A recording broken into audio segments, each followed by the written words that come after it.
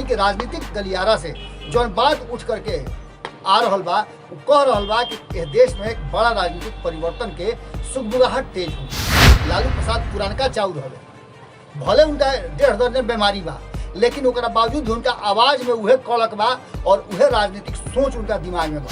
सभे के वो बात के इंतजार बा कि आखिर लालू प्रसाद के अइला से का खेला हो। इंदिरा गांधी के पूरी तरह से निरंकुश शासन के विरुद्ध देशव्यापी एक नेक्सस तैयार हो रहे, एक गठजोड़ तैयार हो रहे जो कांग्रेस के सत्ता से बेदखल कर रहे।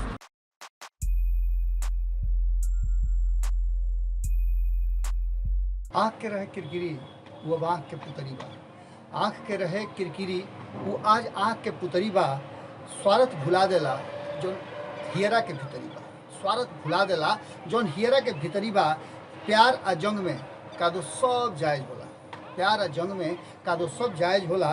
केहू ना बताई सियासत में का ना जायज होला। गोड़ लागतनी हियरा से अभिनंदन बोल के अपना कार्यक्रम जना के नाम हो फूटा। आई सब बिहार के राजनीति में जो नया परिवर्तन भइल बा 24 घंटा का अंदर में, और 24 घंटा का वो मान के चली कि एगो बिहान भइल, अब भोर होते रुआ लोग के नया समाचार मिला।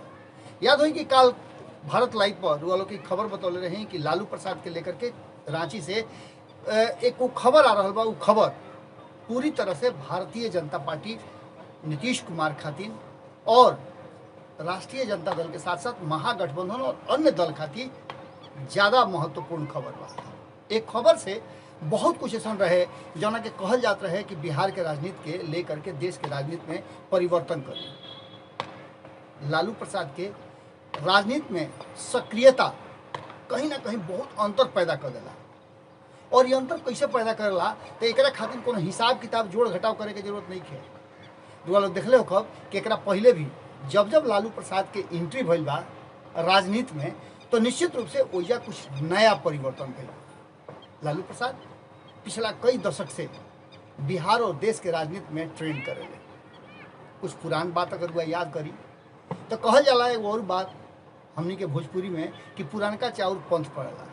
हालांकि लालू प्रसाद के लेकर के और उनका जो लेगेसी रहे, उनका जो राजनीतिक विरासत रहे, ओकरा के तेजस्वी यादव बेहतर ढंग से संभालता रहे और संभालते नहीं खम। एकरा के लेकर के तेजस्वी यादव के कई तरह के फायदा भी मिलल बा, लेकिन कई बार घाटा भी भइल बा।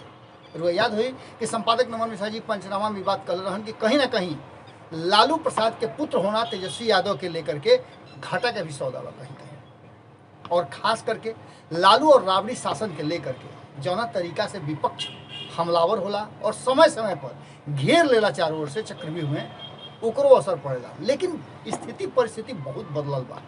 यह बदलल परिस्थिति में अब एक नया रचना रचा रहा बा, एक नया राजनीतिक धारा शुरुआत करे के कोशिश चल रहा बा। ये कोशिश बहुत पहले से चलत रहे। रुआ याद हुई कि जेल जाए से पहले जब डोरंडा कोषागार मामला में लालू प्रसाद के सजा भई, ओकरा बाद धीरे से विराम लाग रहे, लेकिन ये विराम अस्थायी ना रहे, क्षणिक एक विराम लागल और एक बाद अलग अलग राजनीतिक दल जो रहन यह प्रक्रिया में अपन कदम आगे बढ़ावे लगे।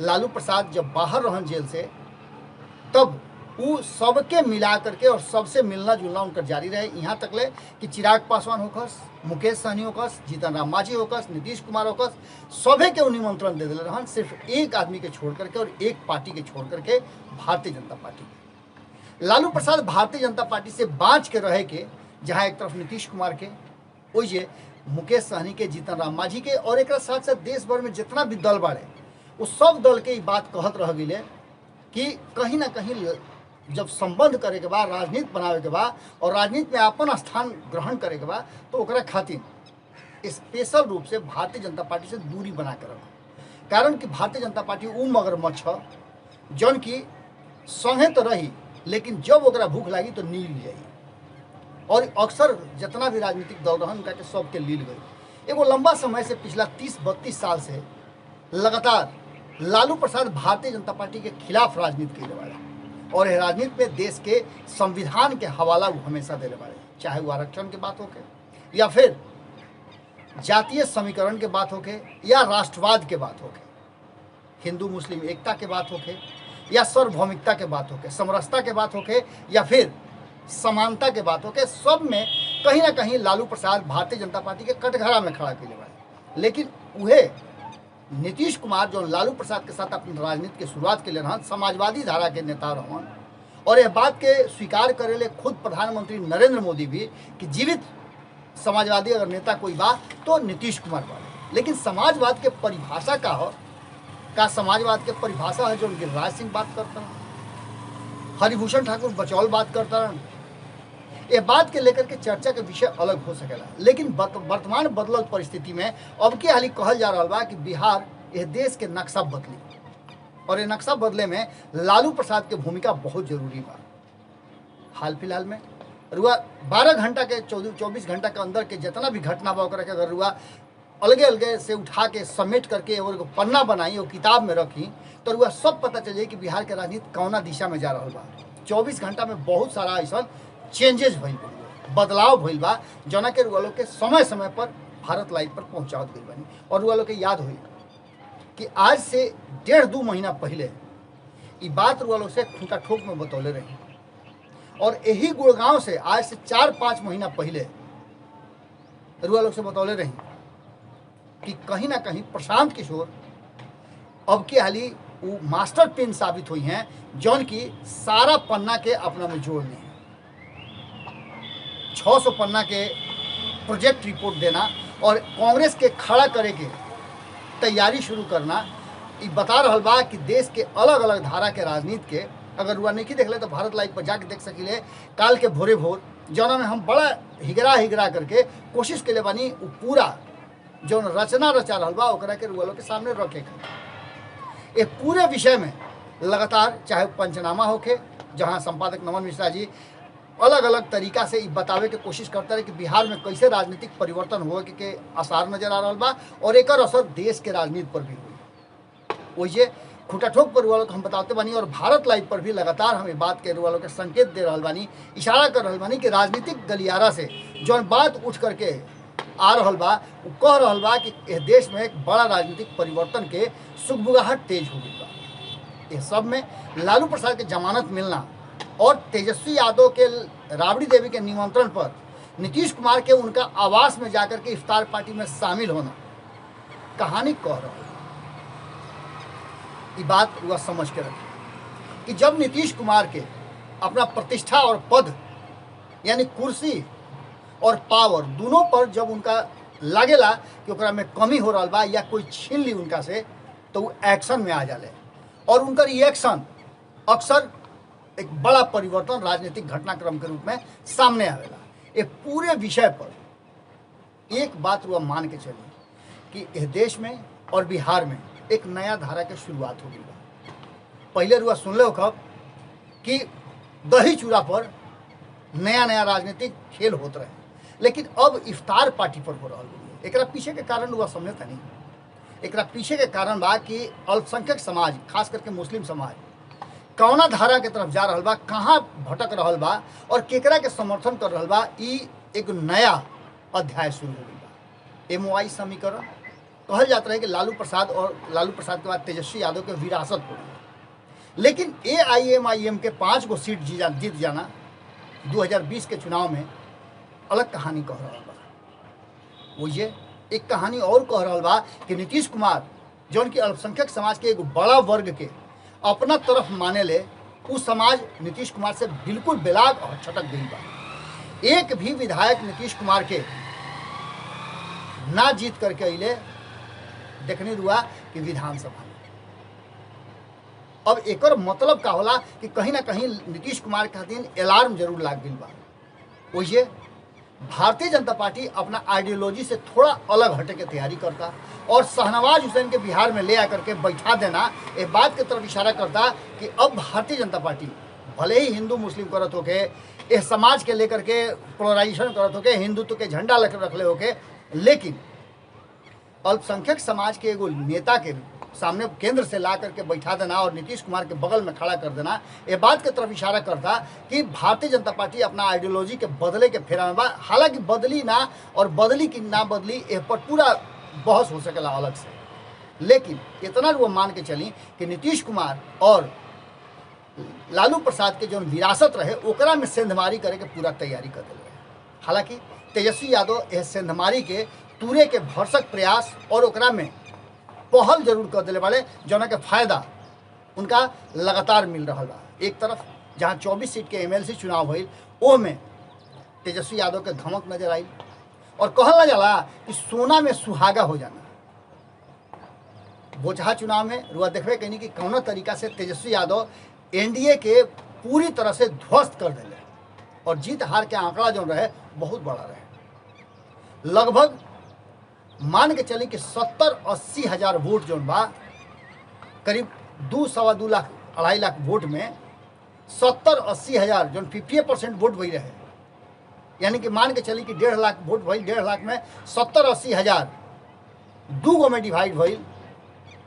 बाकी के 70-80 हज़ार वोट अगर एक पार्टी के मिलत रुए तो मतलब बा कि प्रभाव अपन जमा ले बा। और अब की हाली MOI समीकरण के साथ साथ तेजस्वी यादव के साथ भू माई समीकरण जुड़ल, यानी भूमिहार समाज भी सवर्ण समाज से उठ करके ऊर्जा चल गई। बाकी ब्राह्मण समाज, राजपूत समाज ये तो पहले से भी बटल छिटल बा। और इनमें से अधिकांश लोग रघुवंश बाबू के बात कर ली, सुनील सिंह के बात कर ली, जगदानंद सिंह के बात कर ली, ये सारा लोग लालू प्रसाद के साथ एक लंबा समय से रहल बा और आज भी खड़ा बा। अब भूमिहार समाज जो छटकर है अनंत सिंह के बाद लगातार आशुतोष के जाना और अन्य भूमिहार समाज के समर्थन देना, वालों को बतैले भी नहीं कि कई लोग फोन करके ये बात कहल कि अब हमनी के मोह भंग हो गई बा भारतीय जनता पार्टी से, कारण कि भारतीय जनता पार्टी हमनी के बंद हुआ समझे लगा। ये बात के लेकर के सुशील मोदी भी बयान दिले हैं।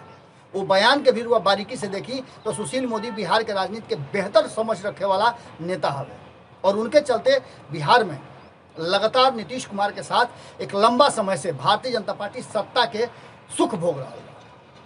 कभी मौका मिला तो भारतीय जनता पार्टी सत्ता से जब बाहर हो गई तब भी सुशील मोदी के प्रयास से पुनः सत्ता में होकर वापसी हुई। अब जबकि बहुत कुछ बदल गई बा, वो बदलना में एक बात तो साफ नजर आ रहा बा कि लालू यादव के हो गई रिहाई, लालू यादव के हो गई रिहाई, असली रामलीला अब देखे में आई। एक रामलीला के रुआ समझ सकता नहीं कि लालू प्रसाद कहल जाला कि टूटलो घोड़ घोड़ सार हो। लालू प्रसाद पुरानका चाउर हवे, भले उनका 1.5 दर्जन बीमारी बा, लेकिन ओकरा बावजूद भी उनका आवाज़ में उहे कड़क बा और उहे राजनीतिक सोच उनका दिमाग में बा। कब पलखत पावते झट से खेल बदल दी हैं ये कहल बड़ा मुश्किल बा। लालू प्रसाद पूरी तरह से अब जैसे ही उनका रिहाई हुई कहल जा रहा बा कि सोमवार के दिन वो बाहर आ जाइए, बेल हो जाए हो गई बा उनकर और बाहर आवे के प्रक्रिया में समय लागता, वो बाहर आ जाइए। अइला के बाद बिहार में राजनीतिक रूप से जो नया धारा के शुरुआत हो रहा बा, प्रशांत किशोर से लेकर के नीतीश कुमार और नीतीश कुमार से लेकर के मुकेश सहनी की बात कर ली, जीतन राम मांझी की बात कर ली। जीतन राम मांझी भी अब अपना पुत्र के पूरी तरह से पार्टी सौंप दिले और संरक्षक मंडल में आ गई बड़ा, ऊपर से देख रेख करी हैं लेकिन अध्यक्ष बना दिले वाले।